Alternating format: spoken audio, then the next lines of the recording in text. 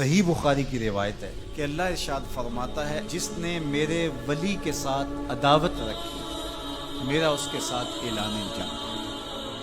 تو پھر کتنا حساس معاملہ ہو گیا جب ولی کی عداوت، ولی کی دشمنی اللہ سے دشمنی قرار پائی کہ اب اس کا میرے ساتھ اعلان جنگ ہے، تو اب پھر ہمارے لیے ضروری ہو گیا کہ ولی کو پہچانے کہ ولی ہے کون، کہیں ہم اس کی مخالفت نہ کر بیٹھیں اور ہم اللہ جل شانہ کے قہر و غضب کا شکار نہ ہو جائیں۔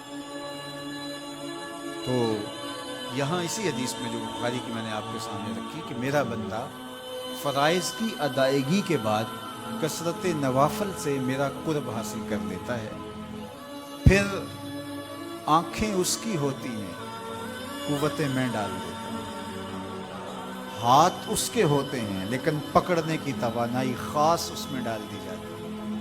فَكُنْتُ سَمْعَهُ الَّذِي يَسْمَعُ بِهِ، کان اس کے ہوتے ہیں لیکن وہ میری اس دی ہوئی خاص قوت سے سنتا ہے۔ ہاتھ اس کے ہوتے ہیں لیکن پکڑائی کی قوت خاص طور کے اوپر میں اس میں ڈال دے۔ پاؤں اس کے ہوتے ہیں لیکن وہ میری عطا کردہ خاص قوت سے چلتا ہے۔ آصف بن برخیہ آنے واحد کے اندر تخت بلقیس لے آیا کہ نہ لے آیا؟ قرآن نے بیان کیا نا، آنے واحد میں 1 مہینہ جاتے ہوئے لگتا تھا، 1 مہینہ آتے ہوئے لگتا تھا۔ حضرت سلیمان علیہ السلام نے کہا کہ بلقیس آ رہی ہے، بس وہ شہر سے باہر پہنچ گئی ہے، تو کوئی ہے جو اس کا تخت لے کر آئے، اس کے آنے سے پہلے حاضر کر دے۔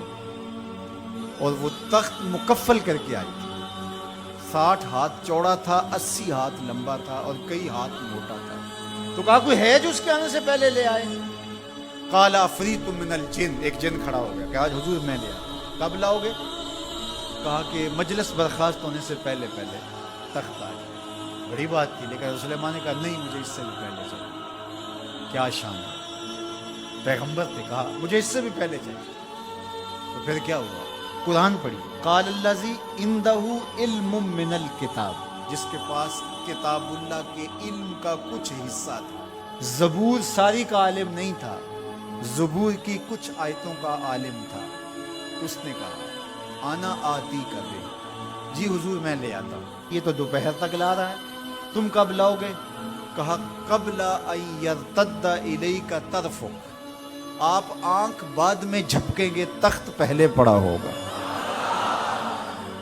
یہ قرآن نے کہا ہے نا۔ اور ابھی حضرت سلیمان نے آنکھ جھپکی نہیں تھی تو تخت سامنے پڑا تھا۔ جب اس کو دیکھا تو بے ساختہ کا ھذا من فضل ربی، یہ میرے رب کا فضل ہے جس نے میری دہلیز کے ایک خادم کو یہ طاقت عطا کی کہ 1 مہینے کی مسافت سے اتنا بڑا تخت آنے واحد میں آنکھ جھپکنے سے پہلے حاضر کر دیتا ہے۔ آنا آتی کا بے ہی، لفظ بھی آنا میں، آتی کا آتا ہوں، بے ہی اس کو ساتھ لے کے، یعنی میں ابھی گیا اور ابھی آیا اور تخت بھی لے آیا، اور وہ وہاں سے غائب بھی دکھائی نہیں دیا اور تخت بھی وہاں موجود تھا۔ اور حضرت سلیمان نے کہا کہ یہ میرے رب کا فضل ہے، اور اس کہانی کو میرے رب نے قرآن میں بیان فرمایا۔ جو کرامات پچھلے انبیاء علیہ السلام کی امتوں کے اولیاء کو حاصل تھی، وہ اس امت کے اولیاء کو بھی حاصل ہو سکتی ہیں۔ جس طرح حضور نبیوں سے افضل ہیں، حضور کی امت باقی امتوں سے، اور حضور کی امت کے اولیاء باقی امتوں کے اولیاء سے افضل ہیں۔ تو جب ان کی یہ کرامت ہو سکتی ہے کہ آنے واحد میں تخت بلقیس لا سکتے ہیں، تو اگر اس امت کے کسی ولی کی ایسی کرامت بیان کی جائے تو اس میں طبیعت میں بے چینی کیوں پیدا ہو؟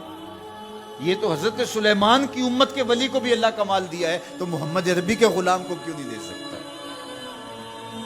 تو جو حضرت شاہ نقش بند بخاری علیہ رحمہ کا ذکر کیا جاتا ہے کہ جب آپ کی خادمہ کو اور آپ سے عقیدت کا دھم بھرنے والی خاتون کو کابل میں محل کی چھت سے دھکا دے دیا گیا، اور جب وہ نیچے پہنچی تو حضرت شاہ نقش بند بخاری علیہ رحمہ نے اس کو جو ہے وہ آسانی کے ساتھ زمین پہ رکھ دیا، تو حیرت سے آنکھیں پھٹی رہ جاتی ہیں اور پوچھتی ہیں کہ آپ کب آئے، آپ تو بخارے میں تھے؟ تو برجستہ بولتے ہیں تو از چبارہ آمدی من از بخارا آمدہ، تو چبارے سے چل پڑی تھی، میں بخارے سے چل پڑا تھا۔ تو یہ حضور کے غلاموں کی شان ہے، اور یہ کوئی جو ہے وہ بعید نہیں ہے۔ باقی رہی بات جی عقل نہیں مانتی، تو معجزہ اور کرامت ہوتے ہی وہی ہیں جو عقل انسانی کو عاجز کرے۔ جو عقل میں آ جائے وہ تو فن ہوگا۔ ما یعجز بہ العقل، عقل کی جہاں پہنچ نہ ہو، جو ظاہری اسباب سے ماورا ہو، جو چیزیں ما فوق الفطرت، تو انہیں ہی تو کرامت، قدرت یا معجزہ کہا جاتا ہے۔ اور اگر وہ عقل اور فہم اور ادراک میں آ جائیں تو پھر جو ہے وہ کیا ہو، تو اس کی نظیر ہمارے پاس قرآن میں موجود ہے۔ اب اللہ کا ولی کون ہوگا؟ حضور علیہ السلام سے پوچھا گیا، ابن مردوی اور باقی لوگوں نے روایت کیا کہ حضور ولی کون ہے؟ تو حضور علیہ السلام نے ارشاد فرمایا اذا رؤوا ذکر اللہ، جس کو دیکھو خدا یاد آ جائے، جس کو دیکھنے سے رب یاد آ جائے، جس شخص کی صحبت میں بیٹھ کے رغبت دنیا کم ہو اور رغبت آخرت بڑھ جائے، اس کی صحبت غنیمت سے۔